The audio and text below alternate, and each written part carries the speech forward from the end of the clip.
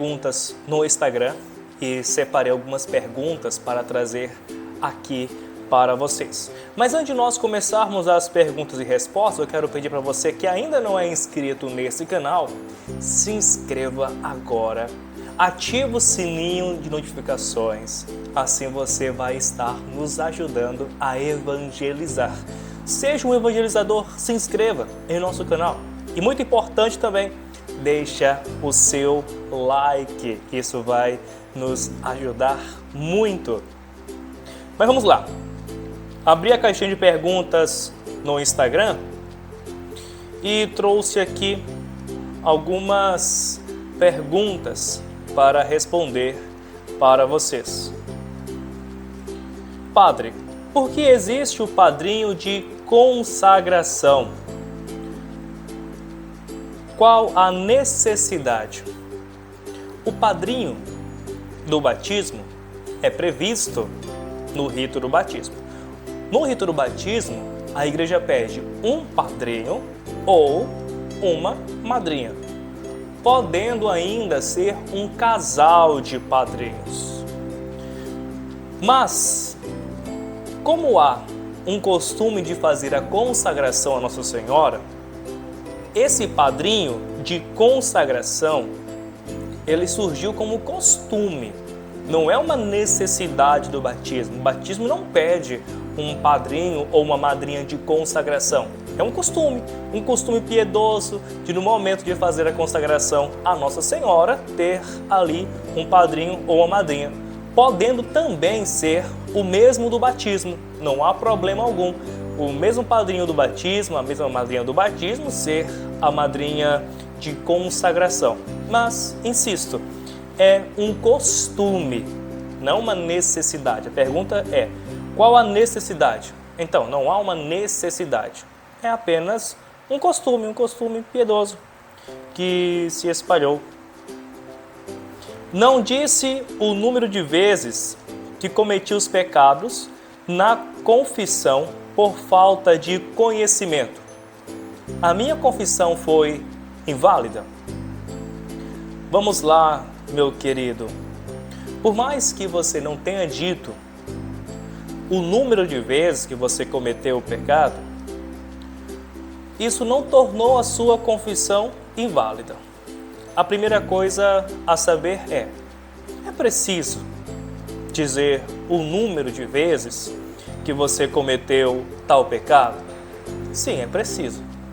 Você tem que dizer o número de vezes que você cometeu aquele pecado. 3 vezes, 5 vezes. Se você não sabe o número de vezes, você pode dizer muitas vezes cometi esse pecado, ou você pode dizer por tempo. Por 2 anos cometi tal pecado.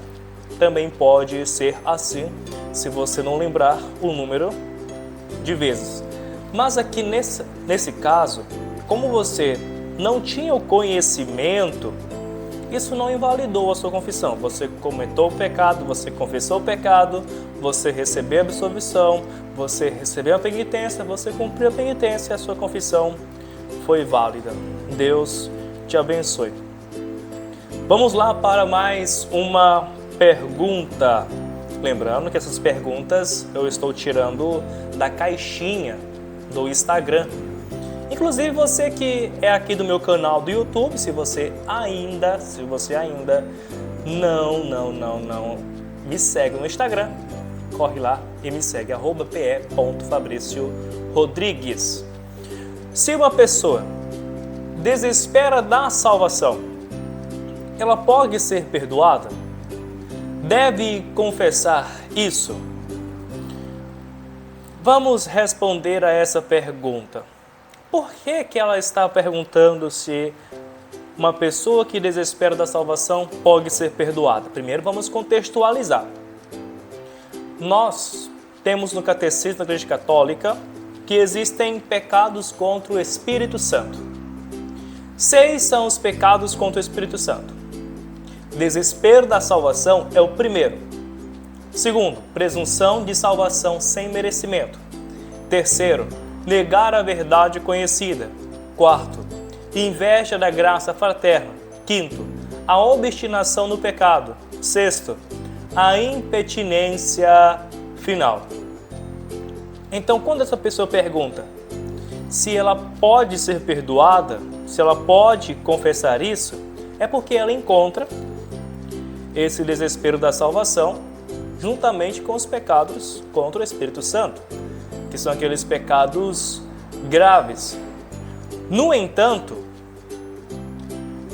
por mais que a pessoa tenha cometido esse pecado grave, se ela arrepender-se de coração e confessar esse pecado, sim, ela pode ser perdoada e ela deve sim também confessar esse pecado.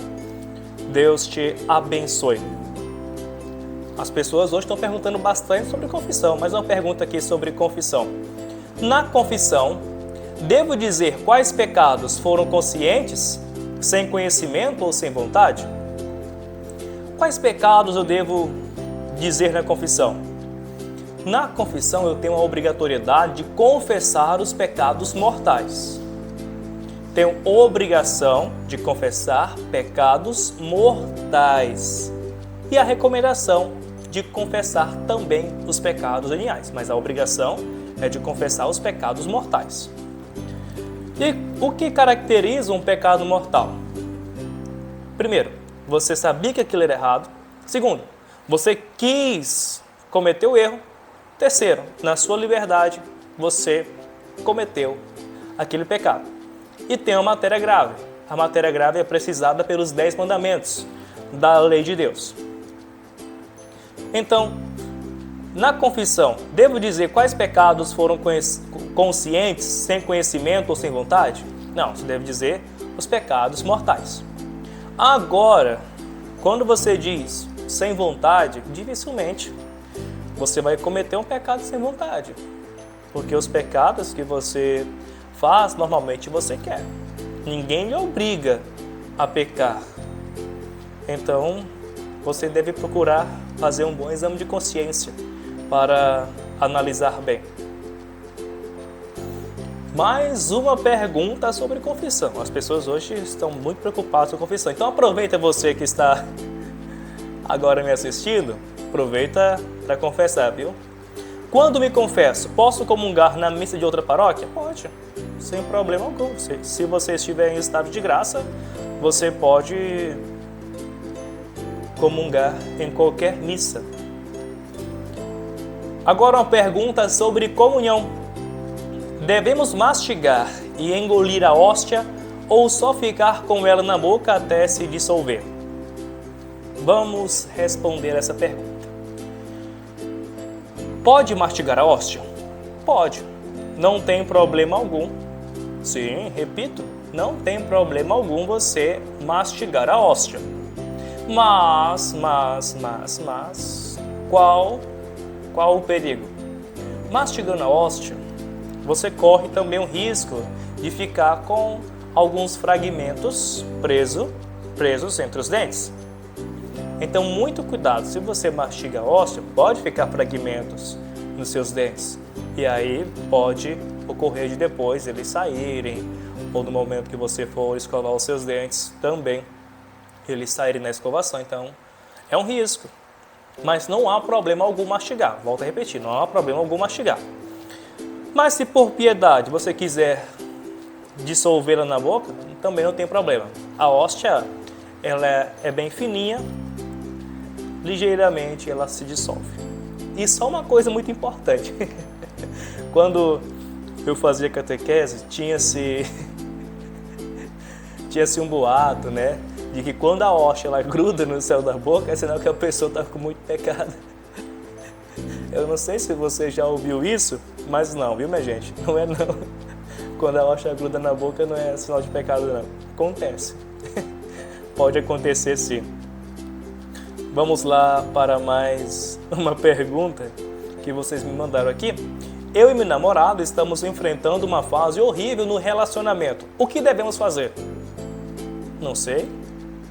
Por que eu não sei responder essa pergunta? Porque eu não sei que fase é essa que vocês estão passando. Você diz, estamos passando por uma fase horrível. Que fase? Eu não sei que fase é. E, infelizmente, nesse caso, eu não vou conseguir ajudar vocês, porque não tenho mais informações e eu precisaria de mais informações para poder dar um conselho. Vamos ver outra pergunta. O que devo fazer para poder ter mais disciplina na oração diária e meditação das leituras bíblicas? Uma pergunta interessante. Veja, a pessoa ela quer ter mais disciplina na oração e meditação da Sagrada Escritura. A disciplina é formada pela repetição. Então, se você quiser ter disciplina na oração, todos os dias você vai ter que reservar, volto a dizer, reservar um momento para a oração. Não é você rezar quando tem tempo. Escolha um dia, ou melhor, escolha um horário no qual você consiga rezar nesse mesmo horário todos os dias. Isso vai lhe ajudar muito. Ah, padre, o horário que eu consigo rezar todos os dias, 6 horas da manhã. Ótimo! Então, o horário está definido, 6 horas da manhã. Só um exemplo.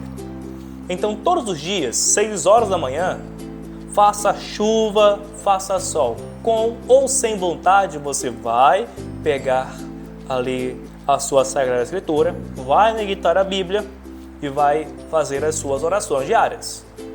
Não pense que se deve rezar somente quando está alegre ou quando está sentindo algo bom. Ah, hoje eu estou desanimado para poder rezar.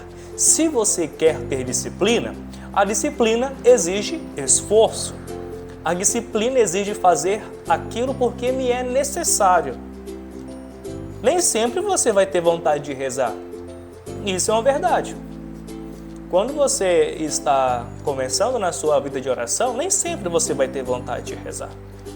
Só que aí, a disciplina é fazer até mesmo aquilo sem vontade, sabendo que, mesmo quando eu faço uma oração sem vontade interna, aquela oração é muito frutuosa em mim. Toda oração frutifica no coração, toda oração.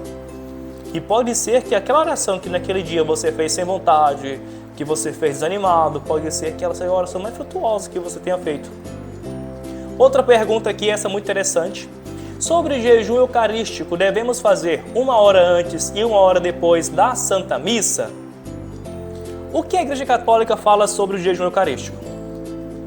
O jejum eucarístico é fazer jejum 1 hora antes de começar a missa. Antes de começar a missa. Há pessoas que cometem um equívoco. Qual equívoco, padre? Há pessoas que pensam, é 1 hora antes de comungar. Ao que elas pensam, vou comer antes da missa, a missa começa às 7h30, de 7h30 até a hora da comunhão, deu 1 hora e eu posso comungar. Errado, querido, errado, está equivocado. Não é 1 hora antes de comungar, é 1 hora antes de começar a missa. Missa 7h30, deu 6h30, querido. Você começa a fazer o seu jejum eucarístico. Aí você vai se abster de alimentos, com a exceção de água e para quem precisa também de remédios. Então, água e remédios você pode estar tomando ali nesse horário de 1 hora antes da missa. 1 hora antes da missa, jejum eucarístico. Depois da Santa Missa, tem 1 hora também de jejum eucarístico? Não.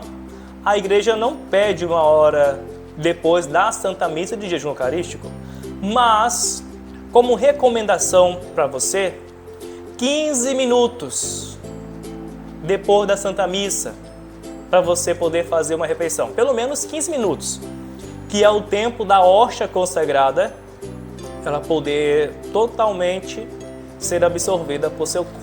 Então, 15 minutinhos depois da missa, 1 hora antes de começar a Santa Missa. Depois eu trarei para vocês outras perguntas e respostas. Por enquanto é isso. Deixa o seu like no vídeo. Se você ainda não é inscrito no canal, se inscreve agora. Deus te abençoe. Grande abraço. Tchau, tchau.